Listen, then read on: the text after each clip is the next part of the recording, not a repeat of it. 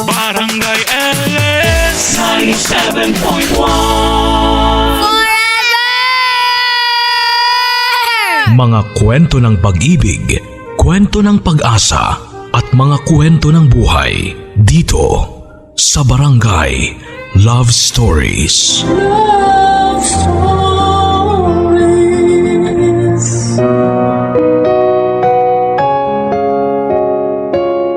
May mabibigat na pangyayari sa buhay natin. Ang pinipili na lang natin na pilit na ibaon sa limot. Minsan pa nga ay niayaw na nating malaman yon ng ibang tao. Kasi ang iniisip natin ay hindi naman kailangan na malaman pa ng iba kung ano man ang mabibigat nating karanasan. Kaya lang sa pagtatago natin ng lihim na tungkol sa masamang pangyayari sa buhay natin, pwede yung makapagdulot ng hindi maganda para naman sa ibang tao. Ang sulat na ating babasahin ngayon ay pinadala ng ating kabarangay na si Ina. Isang kapatid na walang ibang hinangad kung hindi ang matulungan ang kanyang ate at pamangkin na natitirang parte ng pamilya para sa kanya. Halos sa dalawang ito umikot ang kanyang mundo, kaya naman lahat ay kaya niyang gawin para lamang maibigay ang magandang buhay sa mga ito. Pero ang mga pangarap at plano niya ay masisira ng isang masamang pangyayari sa buhay niya. Pangyayari na mas pinili na lamang niyang ilihim dahil sa paniniwalang may malaki siyang kahihiyan na pwedeng kaharapin. Pero hanggang kailan nga ba niya dapat na ilihim ang masamang nangyari sa kanya? Hanggang kailan niya dapat na ipagkait ang katarungan na dapat niyang ibigay sa kanyang sarili? At hanggang kailan niya pilit na lalabanan ang bangungot na gabi-gabi siyang dinadalaw? Gusto mo na bang malaman kung ano ang masamang nangyari pagkatapos ilihim ni Ina ang karahasan na naranasan niya sa kamay ng isang tao? Handa ka na bang mainis at maiyak sa kwento ng buhay niya? Minsan ba ay may nangyari na rin sa buhay mo na pilit mong binaon sa limot dahil sa kahihiyan? Si Ina kaya hanggang kailan niya tinago ang lihim na tungkol sa masamang nangyari sa kanya? Anong ginawa niya para matakasan ang mga bangungot na humahabol sa kanya?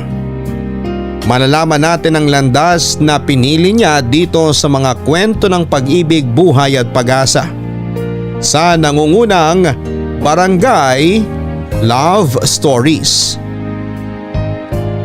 Dear Papa Dudut, likas sa ating mga Pilipino ang maging mapagmahal sa ating pamilya. Lahat ay kakayanin natin para lamang sa kanila. Handa tayong magsakripisyo para lamang maibigay ang kanilang pangangailangan.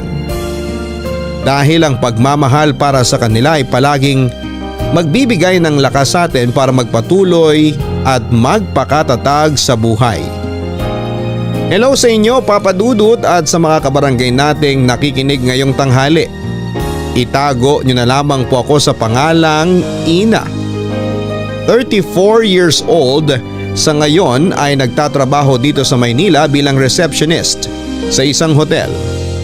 Hindi rin talaga madali para sa akin ang gawin itong sulat ngayon dahil bahagi ito ng buhay ko na matagal ko nang gustong kalimutan. At sana ay maging daan ang gagawin kong ito para kahit papaano ay maisarado ko na ang bangungot na ito ng buhay ko. Para na rin maprotektahan ang pribado kong buhay. Napakarami pong impormasyon ang sadya kong binago at hindi po binanggit dahil na rin sa pagkasensitibo nitong kwento na ibabahagi ko ngayon.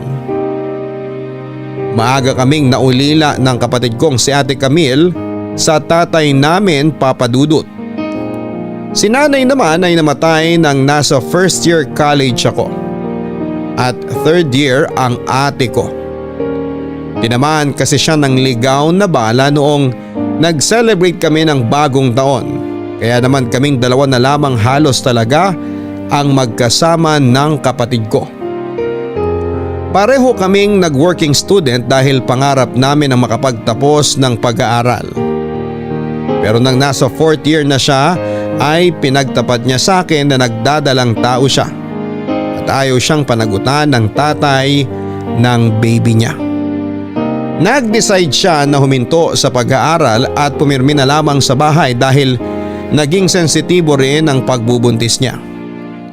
At pagkatapos niya ngang manganak ay naging sakitin na siya at mahina ang pangangatawan. Kaya naman hindi na rin siya nagtrabaho at ako na lamang ang naghanap buhay para kay ate at sa pamangking kong si Berna Papadudut.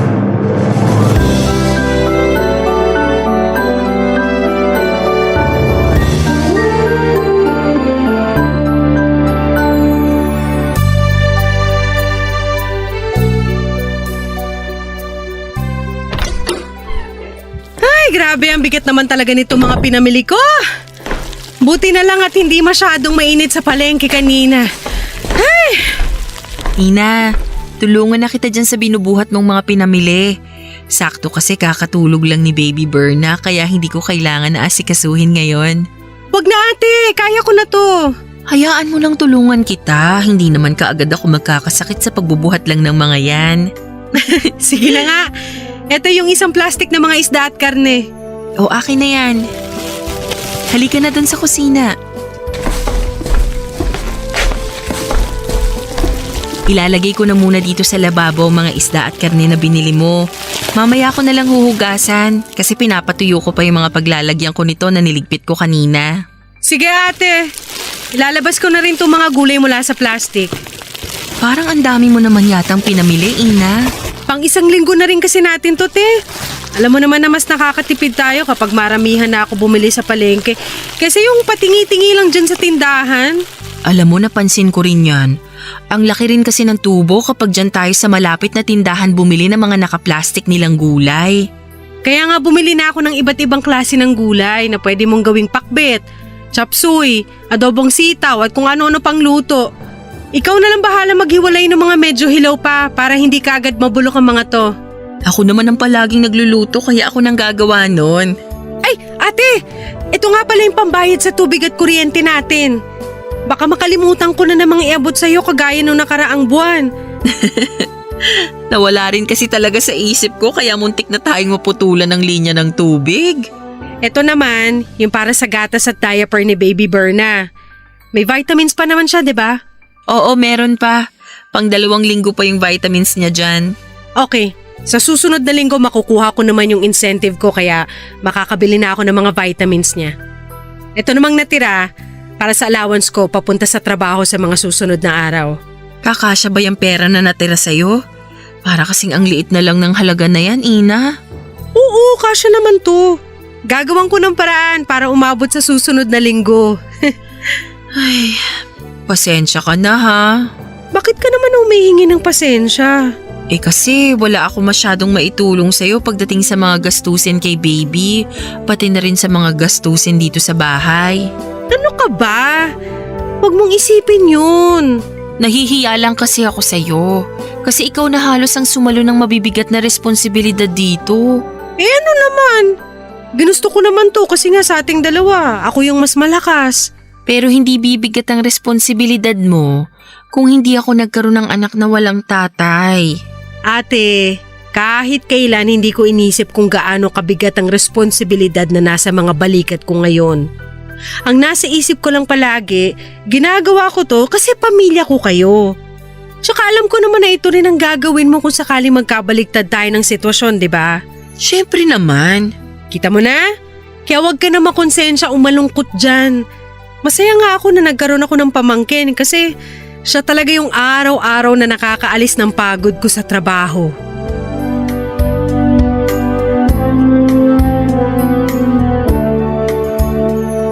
Papadudot nahirapan din talaga ako sa sitwasyon na meron ako noon pero syempre hindi ko yon pinapakita. Kahit 3 lang naman kami sa bahay ay hindi biro ang maging breadwinner. Si Ate Camille naman ay gumagawa rin ng paraan kahit papaano para kumita siya ng pera.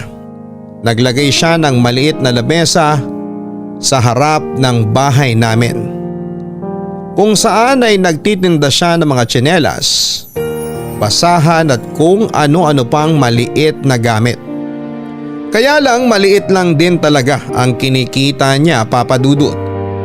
Pero ayoko naman siyang sisihin dahil hindi niya kasalanan kung naging mahina ang katawan niya pagkatapos niyang manganak. Wala na rin kaming naging balita pa sa ex-boyfriend niyang nakabuntis sa kanya, Papa Dudut. Tuluyan na talagang tinakasan ng lalaking yon ng responsibilidad niya kay Ate Camille at Berna. Responsibilidad na ako ang sumalo dahil wala naman akong ibang pagpipilian. Pamilya ko sila at ayokong mapasama sila o maghirap kahit pwede ko naman silang tulungan. Basta gagawin ko ang lahat para manatili kaming magkasama bilang isang pamilya, Papa Dudut.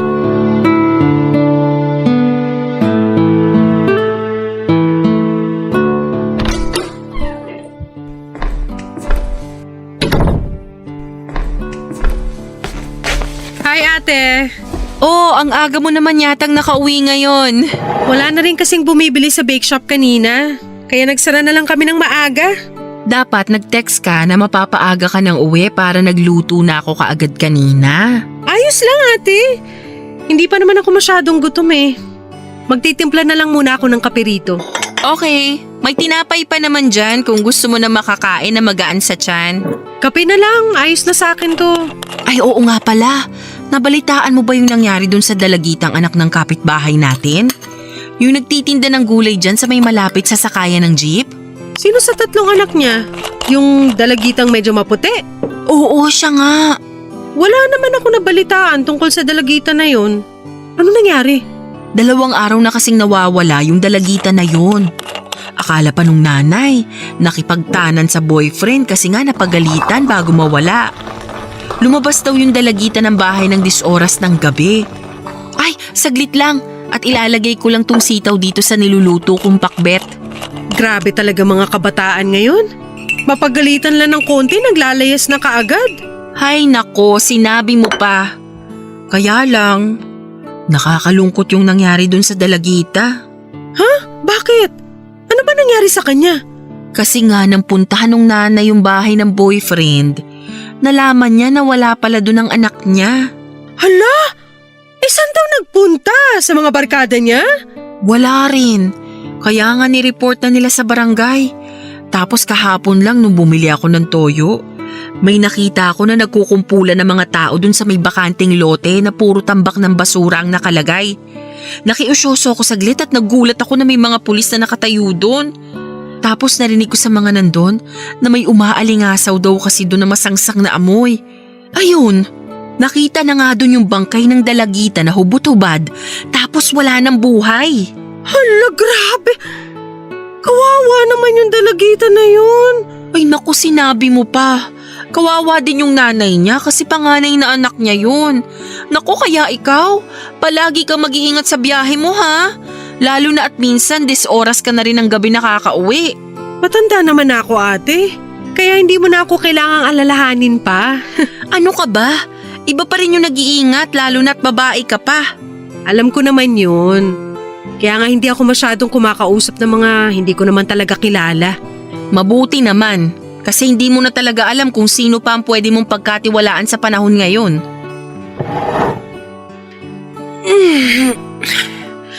Silipin ko lang muna si baby sa kwarto mo nang marelax naman ako.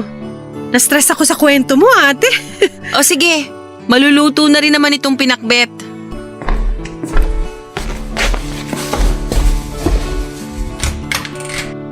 Baby Berna!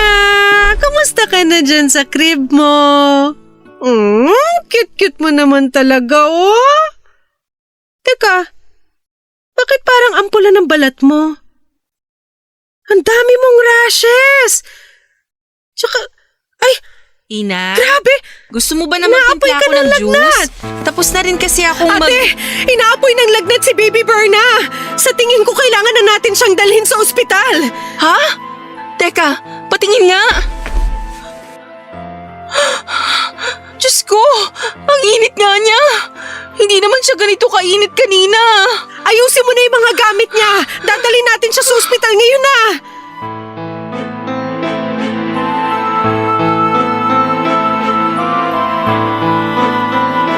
Papadudot yon ang unang pagkakataon na nagkasakit ang pamangking kong si Berna. Gusto ko na nga ring maiyak noon dahil sa kaba na nararamdaman ko pero pinigilan ko lamang. Ayoko kasi na pareho kaming mag-iyakan noon ni Ate Camille. Mabilis naman niyang naayos sa mga gamit ni Berna at agad na kaming sumakay ng tricycle. Nang makarating kami ng ospital ay agad namang kaming inasikaso ng doktor. Walang tigil sa pag-iyak si Ate Camille samantalang ako ay sobrang pigil ang mga luha ko. Hanggang sa sinabi ng doktor na may dengue raw ang pamangking ko at kailangan ng ilang araw na gamutan. At dahil kakabayad lang namin ang bills noon ay halos walang natira sa pera namin. Sinabi ko sa doktor na gawin ang lahat ng makakaya nila basta maging maayos lamang ang kalagayan ng pamangking ko. Nagpaalam din ako kay Ate Camille na aalis muna para manghiram ng pera sa mga dati kong kaklase na nakatira lamang sa malapit. At sa awa ng Diyos ay hindi naman ako binigo ng kaibigan ko. Bumalik ako noon sa ospital na may sapat na akong pera para sa gamutan ng mahal kong pamangkin na si Berna Papadudut. Papadudot naging maayos naman ang kalagayan ng pamangking kong si Berna. At pagkalipas lamang ng ilang araw ay nakauwi na rin kami. Labis-labis ang pasasalamat namin sa Diyos. Nang tuluyan na siyang gumaling at ang sabi pa ng doktor ay mahirap daw talaga para sa isang baby na kagaya ni Berna ang dapuan ng dengue. At kadalasan nga ay hindi na nakakaligtas pa. Kaya naman nag-general cleaning talaga kami sa bahay. Tapos ay kinausap din namin ang mga kapitbahay para pakisuyuan na linisin ang kanilang mga bakuran.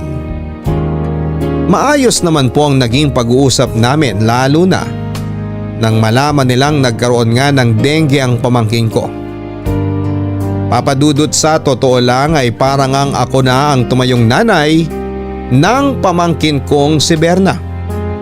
Ako na nga halos ang sumagot ng lahat ng pangangailangan niya mula sa vitamins, diaper, mga gamit pang baby at kung ano-ano pa. Hanggang sa unti-unti na nga siyang lumaki at ako na rin na nagpaaral sa kanya at gumagawa ng paraan para sa iba pa niyang mga gastusin. Kumbaga inaasa na talaga sa akin ni Ate Camille ang lahat. Ayos na rin yon kesa mahirapan siya pati na ang pamangking ko. Kahit madalas na nga ako ang nahihirapan sa paghahanap ng trabaho kapag nag-e-end of contract ako sa isang kumpanya. Ginagawa ko pa rin ang lahat para maibigay sa kanila ang mga pangangailangan nila. Ganon ang naging routine ng buhay ko sa loob ng mahigit na 8 taon, Papadudut.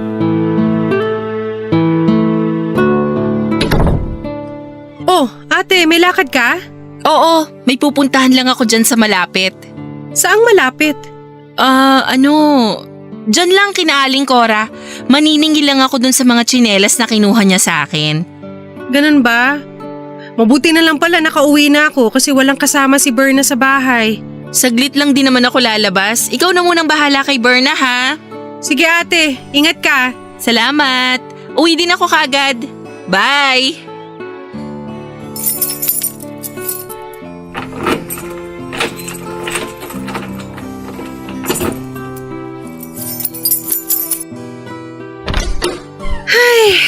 Nakakapagod naman talaga yung biyahe pa uwi. Kahit hindi masyadong traffic ngayon, nakakapagod pa rin. Makaupo nga muna dito sa sofa. Hello po, Tita Ina. Hello din, Berna.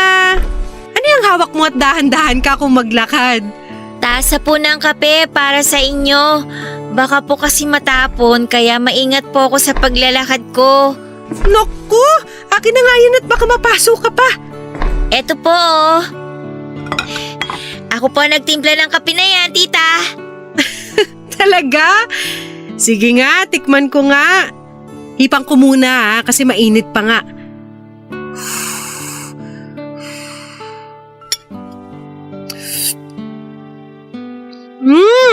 Ang sarap Sakto ang timpla nito para sa mapait na lasa na gusto ko. Yay! Buti po nagustuhan nyo.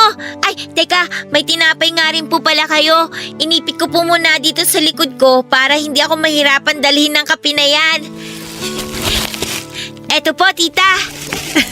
Salamat. Talagang nakahanda ng merienda ko Narinig ko po kasi ang boses nyo nakausap si mama kanina sa labas ng bahay. Kaya po nagmadali ako na magtimpla ng kape. Kala ko nga po hindi kayo masasarapan Basta timpla ng pamangkin ko, hindi pwedeng hindi maging masarap. Payakap nga ako nang mawala naman ang pagod ko. Sige po, tita. Yayakapin ko po kayo na mahigpit kagaya nito. Ang sarap naman talaga yumakap sa pamangkin ko. Kaya ikaw ang paborito ko sa lahat Si tita talaga napaka-joker. Ako lang naman po ang pamangkin nyo kaya ako lang talaga magiging paborito nyo. Ay, oo nga.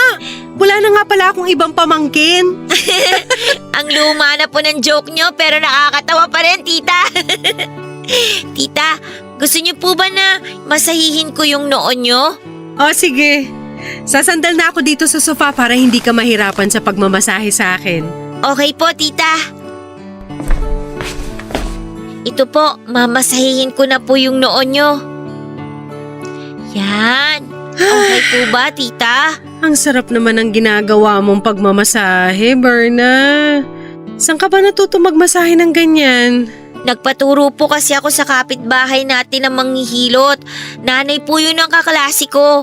Ang sabi ko po sa kanya, gusto ko matutong magmasahe. Para kapag pagod po kayo galing sa trabaho, marirelax po kayo kahit papano kapag minasahe ko na kayo, tita.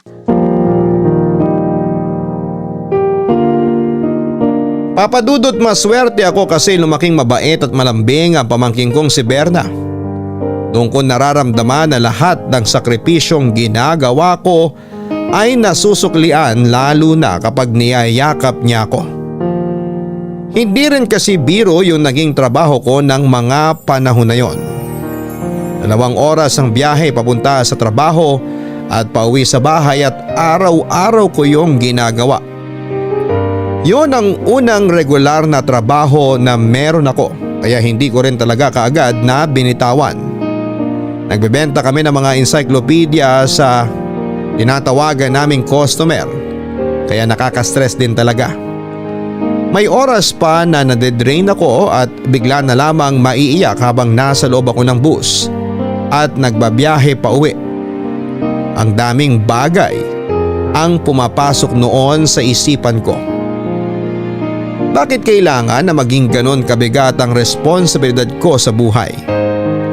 Bakit ako ang kailangan na sumalo ng lahat? Bakit parang pinaparusahan ako sa kasalanan na hindi ko alam kung ano? Pero sa tuwing nakakauwi na ako ng bahay ay sasalubungin ng yakap at halik ng pamangking ko ay nawawala ang mga ganong iniisip ko. Lahat po ay napapalitan ng mga kasagutan na ginagawa ko ang mga yon dahil mahal ko sila ni Ate Papadudot.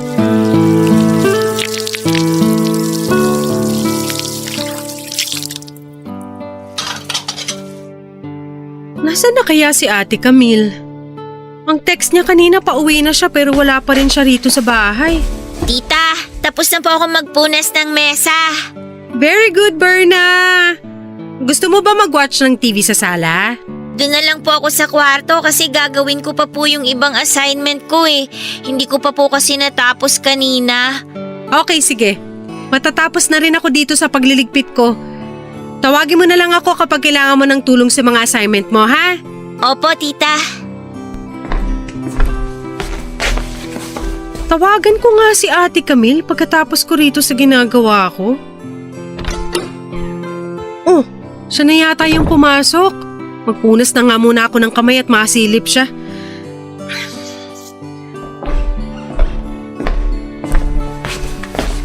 Saan ka ba galing, ate?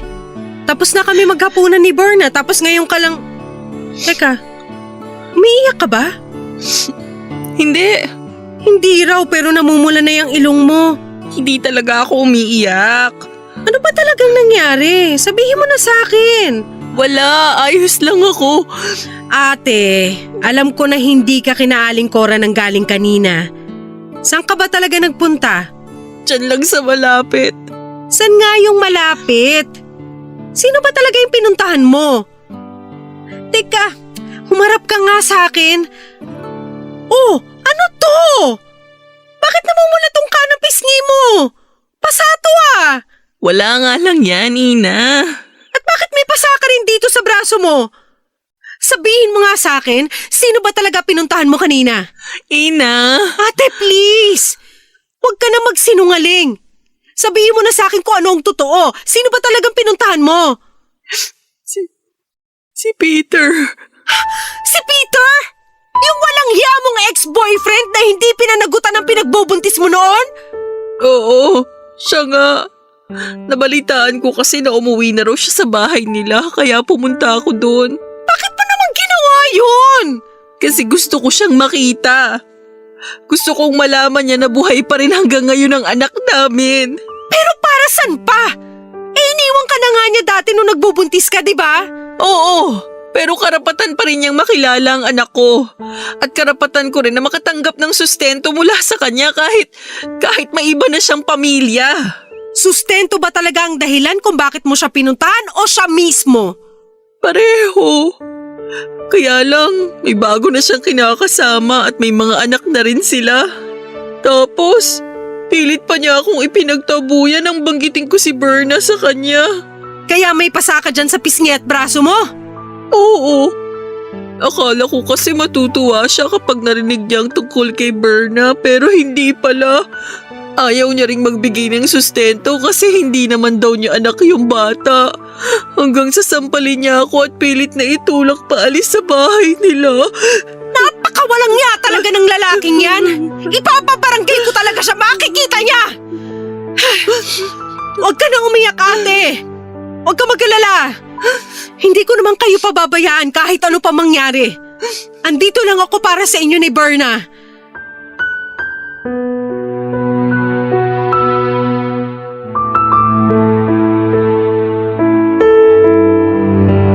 Papadudot wala akong ideya na bumalik na pala sa lugar namin ang lalaking nakabuntis kay Ate Camille. Kaya hindi ko rin alam na may plano si ate na puntahan siya. Pero nang makita ko ang mga pasa sa katawan niya, pakiramdam ko ay tumaas sa ulo ko ang dugo ko dahil sa galit na nararamdaman ko. Tinakasan na nga ni Peter ang responsibilidad niya kay ate. Tapos ay sasaktan pa niya ang kapatid ko. Kaya naman kahit ayaw ni Ate Camille, ako na ang gumagawa ng paraan para maipabarangay ang lalaki na yon. Nagkaharap-harap kami sa barangay at para hindi na lumaki pa ang gulo na yon, sinabi ni Peter na magbibigay na siya ng buwanang sustento sa pamangking kong si Berna. Ayun nga lang ay hindi ganon kalakihan kasi wala naman siyang regular na trabaho. Tapos may dalawa na rin siyang anak sa bago niyang kinakasama. At dahil sa pag-uusap namin na yon, nakilala na rin siya ni Berna bilang papa nito. Hindi ko naman siyempre inalis ang karapatan na yon ni Peter dahil alam ko na darating ang araw na magtatanong si Berna tungkol sa kanya. At pagkatapos nga ng kasunduan namin na pagbibigay ng sustento ni Peter ay muling naging tahimik ang buhay namin, Papa Dudut. Papa Dudut, ramdam ko ng panahon na yon na nasasaktan si Ate Camille dahil nga may bago ng pamilya si Peter. Inamin niya sa akin na may bahagi sa kanya ang umaasa pa noon na magkakabalikan silang dalawa. Pero ako na ang nagsabi na hindi niya kailangan ng isang irresponsableng lalaki sa buhay niya. Kalimutan na niya ang anumang nararamdaman niya para kay Peter at mag-focus na lamang sa anak niyang si Berna. Papadudod sa paglipas ng mga araw kahit papaano ay bumalik na rin ang sigla ni Ate Camille. Sineryoso niya ang naging payo ko sa kanya na gawing sentro ng buhay namin si Berna. Maswerte kami kasi nga ay may isang masayahin at malambing na Berna kaming kasama. Siya rin kasi talaga ang araw-araw na nagpapagaan ng loob ko. Kaya rin hindi ko na nagawa pang mag-entertain ng manliligaw dahil lang nasa isip ko noon. Dagdag isipin at responsibilidad lamang ang mga lalaki. Sapat na si Berna para maging dahilan ng pag-ikot ng mundo ko. Nang dahil sa kanya ay para na akong nagkaroon ng sarili ko talagang anak, Papa Dudut.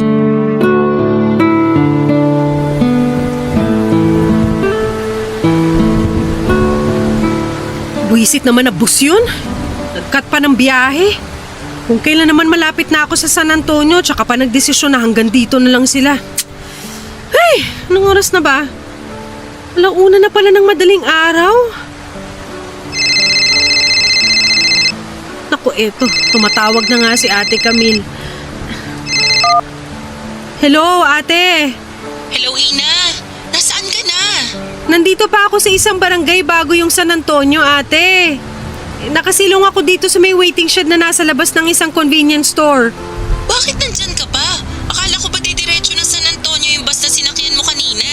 Yun nga rin ang akala ko, kaya nakipagsiksika na ako kanina. Makasakay lang sa buwisit na bus na yun. Ano bang nangyari? Ba't bumaba ka dyan? Hindi ako bumaba. Pinababa ako ng konduktor kanina.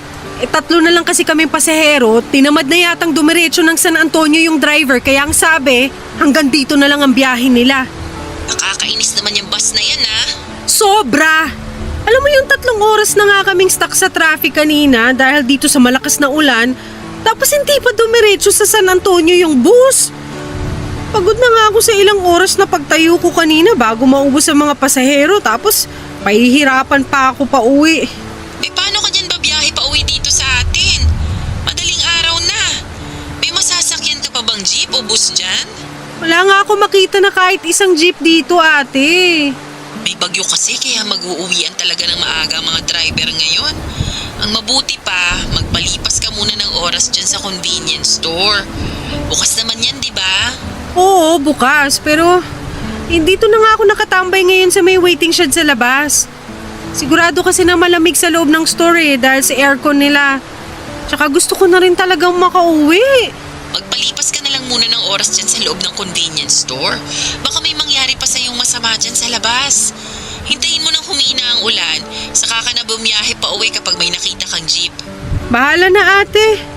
Gusto ko na kasi talaga makauwi para makatulog na ako.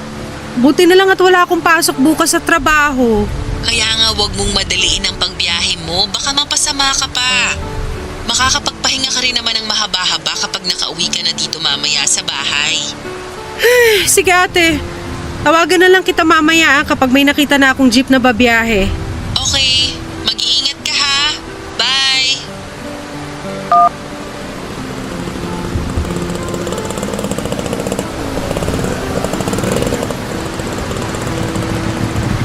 Miss, pauwi ka na ba? Sakay ka na dito sa tricycle ko. Naku, hindi na po, Manong. Salamat po. Malakas ang ulan. Wala ka nang makikitang bumabiyahe na jeep ngayon. Mamaya pang 5:00 ng umaga babiyahe ang mga yon. Hindi na po talaga. Ayos lang naman po ako dito. Pa San Antonio ka, di ba? Narinig ko na sinabi mo yun sa kausap mo sa cellphone. Sakto, kasi doon din ang uwi ko. Pauwi din po kayo doon? Oo, taga doon ako, kaya lang sa dulong purok. Kaya sumabay ka na sa akin. Kasi isang barangay lang naman ang uuwian natin. Huwag kang mag-alala. Hindi kita sisingilin ng mahal na pamasahe. Sige po, sasakay na po ako sa tricycle niyo.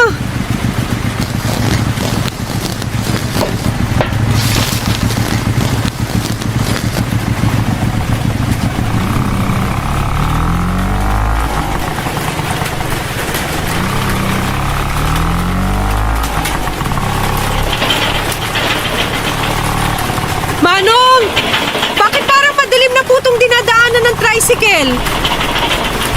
Manong, nasa na po ba tayo? Bakit hindi po kayo nagsasalita? Teka! Bakit po tayo pumapasok sa sementeryo? Manong, ihinto nyo na po itong tricycle! Ibalik nyo na lang po ako dun sa convenience store!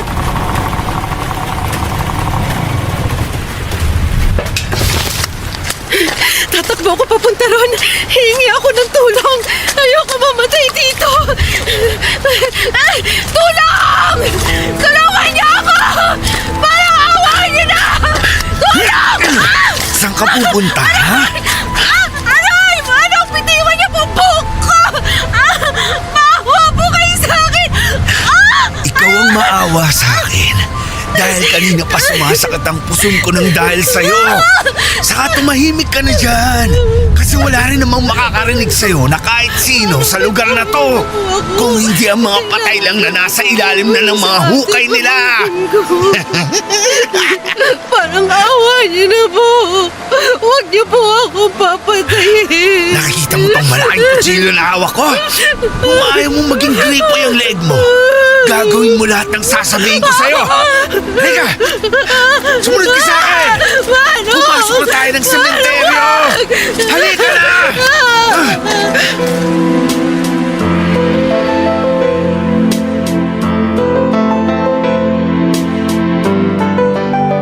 Papadudot, napakadilim talaga sa lugar na dinadaanan ng tricycle kaya hindi ko kaagad na aninag na maling kalsada na pala ang kinakaroonan ko. Kung hindi pa dahil sa ilaw ng poste na nasa may gate ng sementeryo, ay hindi ko maaaninag na sementeryo na yon. Kaya naman nakaramdam na talaga ako ng matinding takot at kaba.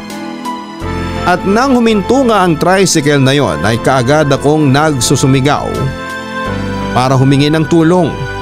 Pero nang makita ko ang malaking kutsilyo na hawak ni Manong ay kaagad akong napatahimik. Tama naman kasi ang sinasabi niya na walang malapit na kabahayan sa sementeryong yon. Kaya kahit na anong sigaw ko ay walang sino man ang makakarinig sa akin at walang sino man ang pwedeng tumulong sa akin. Papadudot ng mga oras na yon ay bigla na lamang pumasok sa isipan ko ang itsura ko na nasa pinakasulok ng sementeryo.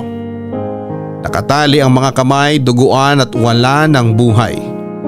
Nakita ko rin noon sa isipan ko ang kapatid at pamangking ko na umiiyak habang nakatingin sa duguang kong katawan.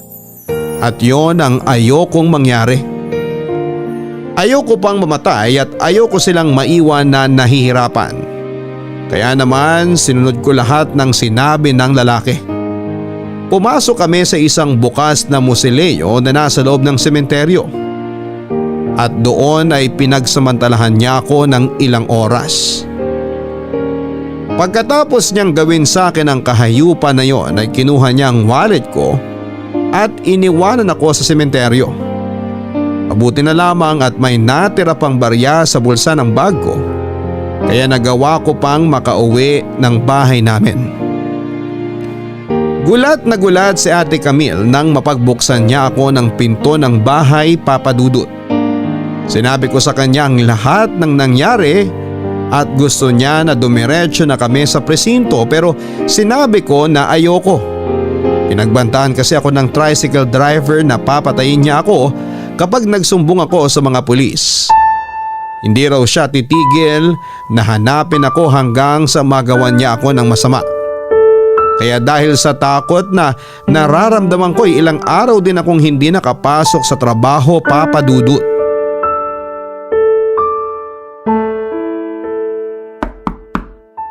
Ina, ako to. Pwede ba akong pumasok sa kwarto mo? Oo, ate. Pasok ka.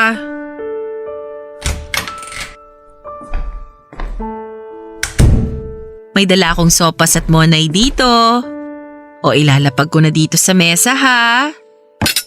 Wala akong ganang kumain. Ina, kailangan mo namang galawin to kasi ilang araw ka nang walang masyadong kinakain. Wala nga akong ganang kumain na nung magagawa ko. Pero hindi mo pwedeng pabayaan na manghina yung katawan mo. O tumawag nga pala yung isang katrabaho mo sa akin. Anong sabi niya? Kinukumusta ka niya, ang sabi ko. Masama pa rin ang pakiramdam mo dahil sa trangkaso. Tinatanong na raw kasi ng supervisor nyo kung kailan ka makakabalik sa trabaho. Hindi mo rin daw kasi sinasagot ang mga tawag nila. Tatawagan ko na lang sila mamaya. Ako nang bahalang magpaliwanag sa kanila. Teka, may inuwi nga palang bibingka si Berna para sa'yo. Nakalimutan kong isama dito sa tray mo ng pagkain. Sandali, kukunin ko lang ha. Wag na.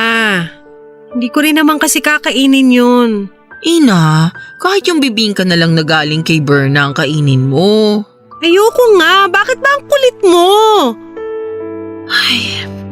Sige, pasensya na. Ina, naisip ko lang na ilang araw na rin ang nakalipas mula nang may masamang mangyari sa'yo. Dapat siguro, pumunta na tayo sa pulis para magsampa ng kaso o report laban sa taong nagsamantala sa'yo. Ate, napag-usapan na natin to, di ba? At ang sabi ko sa'yo, hindi ko gagawin yan. Pero alam mo na yun ang kailangan mong gawin. Hindi mo pwedeng basta na lang hayaan na makalaya ang walang hiyang lalaki na yun. Talaga ba, ate? Pag-uusapan na naman natin to. Kung natatakot ka sa lalaki na yon, labanan mong takot na yan. Ang sabi mo nga, di ba? Hindi mo kami pababayaan ni Berna. Ganon din kami sa'yo. Hindi ka namin pababayaan. Kaya huwag kang matakot na ipakulong yung tricycle driver na yon. Hindi naman kasi yun ang dahilan kung bakit ayoko magsumbong sa mga pulis. Hindi talaga ako natatakot sa walang niyang yon. Kung ganon, bakit ayaw mo pang magsumbong sa mga pulis? Dahil nahihiya ako. Anong ibig mong sabihin? Nahihiya ako na malaman ng ibang tao na napagsamantalahan ako. Nahihiya ako sa kung anong pwede nilang sabihin at isipin tungkol sa akin. Ina, hindi ikaw ang dapat na mahiya. Biktima ka dito. Kaya dapat na ipaglaban mo ang katarungan na para sa sarili mo. Pero ayoko ang gumawa ng kahit na anong hakbang para sa buwisit na katarungan na yan. Ayoko malaman ng ibang tao nangyari sa akin. Ayoko pag-usapan nila ako. Pero Ina… Tama na, ate! Buo na talaga ang desisyon ko. At wala na makakapagbabago nun. Gusto ko na rin magpahinga kaya please, lumabas ka na!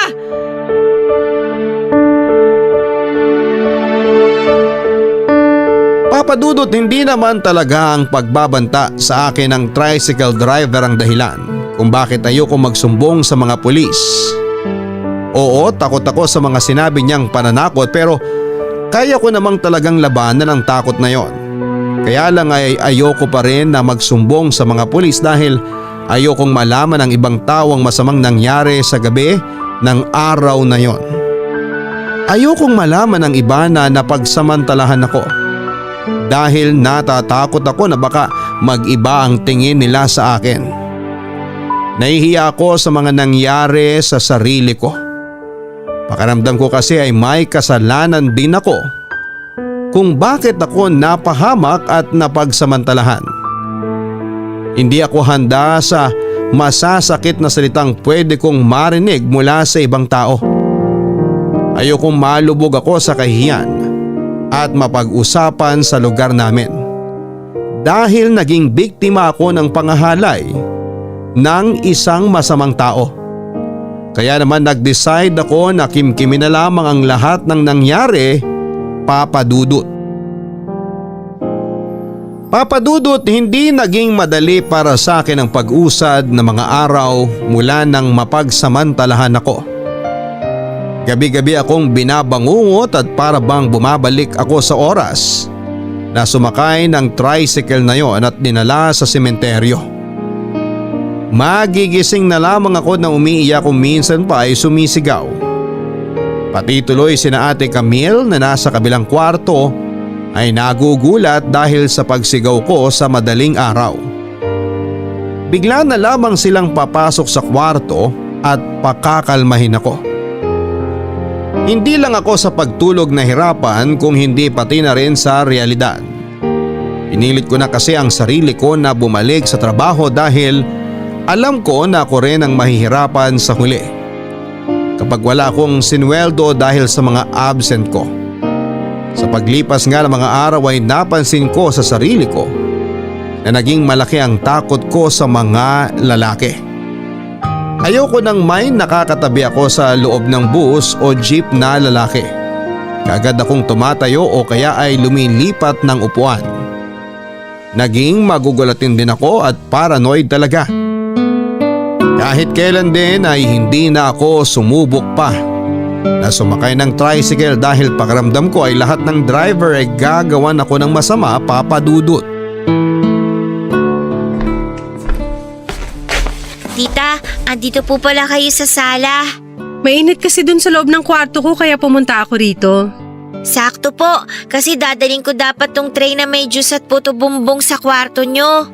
Para sa akin yan? Opo, hinanda ko po talaga to para sa inyo, tita. Okay, sige. Ilagay mo na lang dyan sa lamesa, mamaya ako na lang kakainin. Meron din po palang kutsinta sa kusina. Binili po ni mama sa naglalako kanina. Gusto niyo po ba kunin ko at sama ko dito sa puto bumbong ninyo? Hindi na. Busog pa rin naman ako kaya baka hindi ko rin makain yun. Grabe ang init talaga kahit nakatutok na sa akin ng electric fan. Ipikit ko na nga lang muna ang mga mata ko. Tita, gusto niyo po ba masahihin ko ulo nyo? Wag na, ayos lang ako. Pero ang sabi niyo po dati, gumagaan po yung pakiramdam nyo kapag minamasahe ko po kayo. Baka po mas ma-relax kayo kapag ginawa ko po yun. Hindi na nga. Pipikit na lang ako at baka makaidlip na rin ako kahit paano. Ayos na yun sa akin kasi… ano ba yan? Tita, sorry po. Nagulat ko po yata kayo sa biglang paghawak ko sa noo nyo. Gusto ko lang naman po kasing masahihin ang ulo nyo eh. Sinabi ko na nga na ayoko, diba? Bakit ang kulit mo? Kasi po, gusto ko lang po kayong ma-relax, tita. Nakita mo ba na narelax ako nang hawakan mo ang noo ko? Diba hindi? Sorry po, tita. Sorry! Ang sabihin mo, mahina lang yung utak mo kaya hindi mo naiintindihan ang sagot ko kanina. Sinabi ko na nga na ayoko, diba? Tapos lapit ka pa na lapit sa akin. Pasensya na po talaga. Huwag ka nang humingi ng pasensya. Sa susunod, susundin mo lahat ng sinasabi ko para hindi ka nagmumukhang boba. Ano bang nangyayari dito? Bakit ka sumisigaw, Ina? At ba't umiiyak tong si Berna? Sorry po, tita. Ano na naman bang ginawa mo dun sa bata, Ina? Ang kulit kasi ng anak mo. Ayaw maintindihin yung mga sinasabi ko sa kanya. Ina, alam ko naman na hanggang ngayon, hindi pa rin magaan yung pakiramdam mo dahil sa nangyari. Wala kang alam! Wala kayong alam! Hindi nyo alam ang pakiramdam na wala naman akong kasalanan pero parang pinaparusahan ako ng Diyos! Ginawa ko naman lahat para maging mabuting tao ako. Ginawa ko lahat para maging mabuting kapatid at tita ako. Pero bakit kailangan na mangyari ito sa akin? Bakit kailangan na maparusahan ako ng ganito? Hindi ka parusahan tong nangyayari sa'yo, Ina. Oo, hindi madali itong pinagdadaanan mo ngayon. Pero huwag mong isipin na pinaparusahan ka ng Diyos. Ano pala to? Ha? Walang kamatay na pagsubok na naman? Grabe naman talaga, Ate Camille. Ako na lang ba ang tao dito sa mundo kaya parang sa akin na lang binabagsak ang mga buwisit na pagsubok na to? Huwag ka nga magsalita ng ganyan. Alam mo naman na lahat ng to may dahilan. Mahirap man intindihin ngayon, pero ang kailangan natin magpakatatag. At please lang, kung ano man ang galit na nararamdaman mo dyan sa dibdib mo, huwag mong ibuntun yun sa mga taong nasa paligid mo, Ina.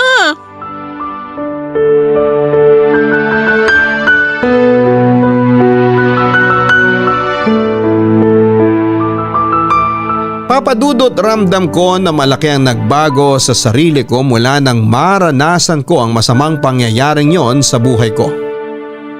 Naging mainitin ang ulo ko lalo na kapag nasa bahay lamang ako. Gusto ko na palagi lamang akong mag-isa at ayoko nang maingay sa paligid ko. Ni ayokong makita ang pamangking kong si Berna. Sinabi sa akin ni Ate Camille na dapat ay iniiwasan ko ang sigawan ng bata pero hindi ko mapigilan Bigla na lamang kasi akong naiirita sa kanya lalo na kapag naglalambing siya sa akin. Alam ko naman na walang kasalanan ng mga taong nakapaligid sa akin pero hindi ko mapigilan ang sarili ko na magalit. Uminit ang ulo at sumigaw. Pero hindi nagtagal ay unti-unting nabawasan ang bigat na nararamdaman ko kahit papaano. Nagpasalamat din ako dahil hindi nagbunga ang ginawang pagsasamantala sa akin ng tricycle driver. Sinunod ko ang payo ni Ate Camille na huwag kong masyadong isipin ang mga nangyari kahit mahirap. Iwasan ko ang mga bagay na nagpapainit ng ulo ko at isipin ko ang pwedeng magpagaan ng loob ko. Walang iba kung hindi ang pamangking kong si Berna. Sa kabila ng mga pagsusungit ko sa kanya ay hindi nagdamdam sa akin ang bata. Naging malambing pa rin siya at isa sa malaking dahilan kung bakit kahit papaano ay bumalik na ako sa dating ako, Papa Dudut. Hello, Ina? Nasaan ka? Naglalakad na pa uwi. Malapit ka na ba dito sa bahay? Oo, bakit mo natanong? Kasama mo ba si Berna? Ha? Hindi. Paano naman mangyayari yan na kasama ko siya ngayon eh galing ako sa trabaho? Naisip ko lang kasi baka pinuntahan mo siya sa school niya. Kagaya ng ginawa mo dati. Hindi pa rin kasi siya nakakauwi hanggang ngayon eh. Hala, anong oras na wala pa rin siya dyan sa bahay? Pero hindi ko talaga siya pinuntahan sa school kasi may overtime din kami sa trabaho. Ah, ganun ba? Okay. Hihintayin ko na lang siyang makauwi dito. Sige, malapit na rin ako. Tanaw ko na yung bahay natin. Baba ko na tong tawag ha. Bye.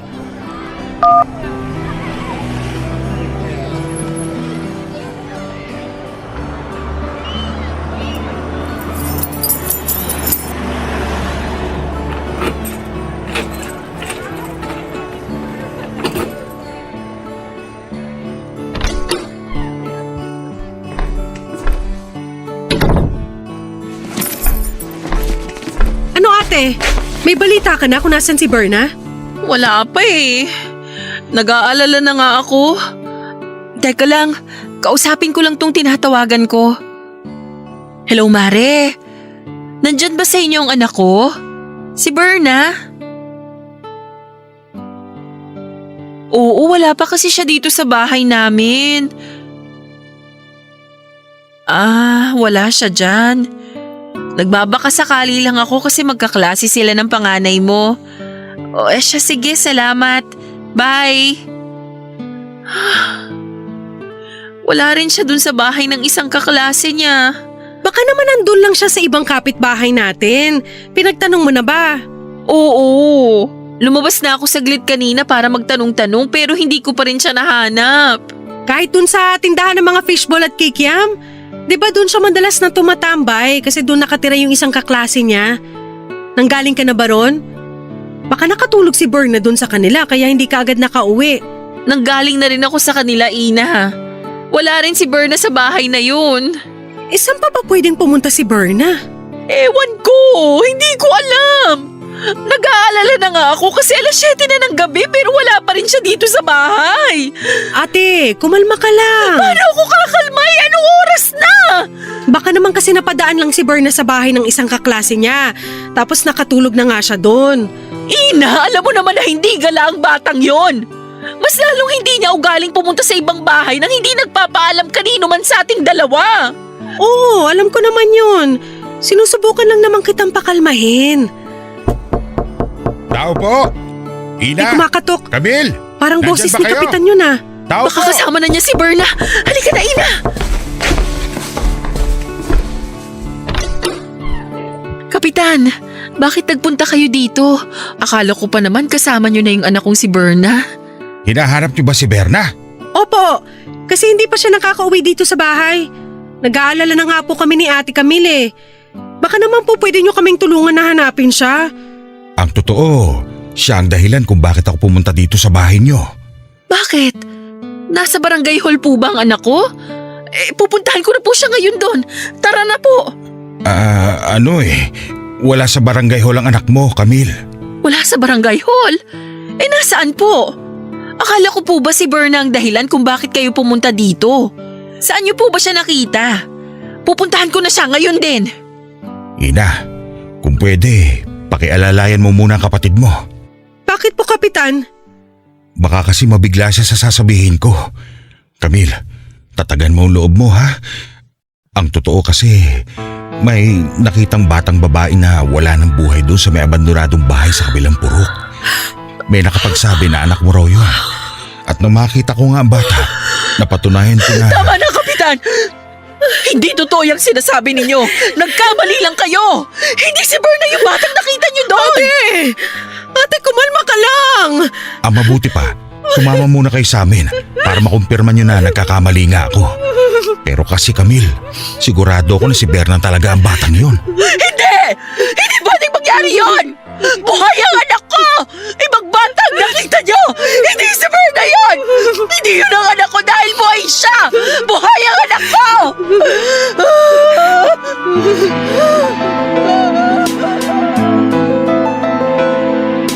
Papadudot halos panawa ng ulirat si Ate Camille dahil sa sinabi ni Kapitan. Mabuti na lang at nagising din siya kaagad kaya naman sabay na kaming umalis ng bahay. May dumating ding ibang kapitbahay namin noon at tinulungan niya akong alalayan si Ate Camille sa paglalakad hanggang sa makarating kami sa sinasabing lugar ni Kapitan. At doon nga ay nakumpirma namin ang isang napakasamang balita, Papa Dudut. Ang batang tinutukoy ni Kapitan na nakita sa mga abandonadong bahay ay walang iba kung hindi ang pinakamamahal kong pamangkin na si Berna. Doon na tuluyang nawala ng malay ang kapatid kong si Ate Berna at halos pati ako ay muntik na ring mahimatay dahil sa mga nakita ko, Papa Dudut. Kalunos-lunos ang itsura ng 9 na taong gulang kong pamangkin. Duguan ang kanyang mukha, may butas sa kanyang ulo na tila pinukpok ng matigas na bagay. Suot niya pa ang blusa niya pero wala na siyang pang-ibaba. At nakatali ang kanyang mga kamay at paa. Para siyang hayop na pinahirapan ng taong gumawa sa kanya ng masama. Napaluhod na lamang din ako noon sa matinding sakit na nararamdaman ko. Na para bang naririnig ko noon ang pag-iyak ni Berna habang pinagsasamantalahan siya. Parang nakikita ko siyang naghihirap sa isipan ko at ang paghingi niya ng tulong ng paulit-ulit hanggang sa tuluyan na siyang mawalan ng hininga. Papadudot kaagad ding nahuli ang taong naging dahilan ng pagkamatay ng pamangkin ko. Dahil may CCTV footage na nakuha na malapit sa abandonadong bahay kung saan ay nakita si Berna. Namukhaan din siya ng isang taga sa amin at kaagad na naituro ang kanyang kinakaroonan na nasa kabilang bayan lamang.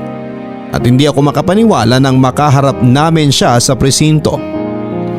Halos manginig ang buong katawan ko sa galit at kaagad kong sinugod ang lalaking humalay at pumaslang sa pamangking ko. Triple ang galit na naramdaman ko noon dahil siya rin po ang tricycle driver na humalay sa akin sa loob ng sementeryo. Pinagsasampal ko siya, kinalmot at sinabunutan hanggang sa ilayo na ako sa kanya ng mga pulis. Si Ate Camille ay wala nang ibang nagawa kung hindi ang sumigaw at umiyak na lamang ng panahon na yon. Hindi ko nagawang sabihin sa kanya na may atraso din sa akin ng tricycle driver na yon. Papadudot ilang araw lang ang lumipas nang mabalitaan namin na nakatakas sa bilangguan ng demonyong lalaki na humalay sa akin at pumaslang sa pamangking ko. Pero kinabukasan din ay nakita na lamang siyang patay kasama ang isang lalaki na tumakas din sa bilangguan. Para sa akin ay sobrang babaw ng kamatayan na nangyari sa kanya. Hindi yun sapat para sa naging kasalanan niya sa amin ng pamilya ko. At sa kabila ng mga pangyayaring yon ay pinigilan ko pa rin ang sarili ko na ipagsigawan na siya rin ang lalaki nagsamantala sa akin. At hindi ko pa rin yon sinabi kay Ate Camille. Ako lang ang nakakaalam na ang lalaking pumaslang sa pinakamamahal kong pamangkin ay ang siya ring humalay sa akin. Pero grabe ang pag-iyak ko ng panahon na yon, Papa Dudut. Grabe rin ang pagsisisi ko dahil sa nangyari. Palagi kong naiisip na paano kung sinunod ko ang sinabi ni Ate Camille.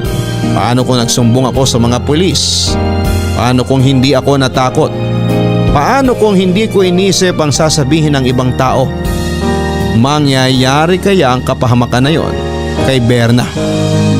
Makakasama pa rin kaya namin siya ngayon? Halos 8 taon na rin ang nakakalipas mula nang mangyari ang lahat ng ito sa buhay ko, Papa Dudut. Nag-decide akong umalis sa lugar namin, parte na rin ang proseso ng pag-usad ko sa masalimuot na pangyayaring yon sa buhay ko. Nagpapadala na lamang ako ng pera sa probinsya para kay Ate Camille, pero wala pa rin akong lakas ng loob para sabihin sa kanya ang katotohanan. Natatakot ako na tuluyan niya akong kamuhian dahil tinago ko yon at pwedeng sisihin niya rin ako dahil sa nangyari kay Berna. Kaya naman hanggang ngayon ay sinusundan pa rin ako ng bangungot ng nakaraan. Nagigising ako sa madaling araw na basa ng luha ang magkabila kong pisngi. Kasunod ang paghagulhol ko. Dala ko pa rin ang pagsisisi dahil sa mga nangyari at sana ay dumating ang araw na unti-unti nang mapatawad ang sarili ko. Salamat po, Papa Dudut, sa pagbabasa ng sulat ko na dito ko na rin po tinatapos. Ang inyong forever kapuso at kabarangay, Ina. Maraming salamat, Ina, sa pagbigay ng oras na maibahagi itong kwento mo dito sa aming programa na Barangay Love Stories. Salamat sa binigay mong tiwala dahil hindi biro ang mga pinagdaanan mo sa parteng ito ng buhay mo. At sigurado ako na hindi rin naging madali para sa iyo nabalikan ang parteng ito ng buhay mo, pero nagawa mo para makapagbahagi ng kwento at aral sa ating mga kabarangay. Aral na sana ay matuto tayong labanan ng takot at hanapin ang katarungan na para sa ating sarili. Hindi tayo dapat na nagpapadala sa sinasabi o pwedeng sabihin ng ibang tao dahil walang ibang mas mahalaga kung hindi ang katarungan na makukuha natin dahil sa masamang pangyayari na naganap sa buhay natin. Alam ko na hanggang sa mga oras na ito ay napakabigat pa rin nang nararamdaman mo at patuloy mong sinisisi ang sarili mo dahil sa pagkawala ng pamangkin mong si Berna. Lalo na at hindi alam ng kapatid mong si Camille na iisa lang ang lalaking nagsamantala sa iyo at ang lalaking gumawa ng masama sa pamangkin mo. Siguro'y makakatulong ng tuluyan sa pag-usad mo kung magagawa mong sabihin ang totoo sa kapatid mo. Pero ihanda mo rin ang sarili mo sa kung ano ang pwede mong marinig mula sa kanya. Dalangin ko rin, Ina, na sana ay maibigay mo ang totoong kapatawaran sa sarili mo. Magdasal ka at humingi ng tulong sa may kapal para dumating ang araw na tuluyan nang mawala ang bigat na ilang taon mo nang dinadala nang dahil sa madilim mong nakaraan. Hanggang sa muli, ako po si Papa Dudut sa mga kwento ng pag-ibig, buhay at pag-asa sa Barangay Love Stories number 1. Mga kwento ng pag-ibig, kwento ng pag-asa at mga kwento ng buhay dito sa Barangay Love Stories. Love Stories.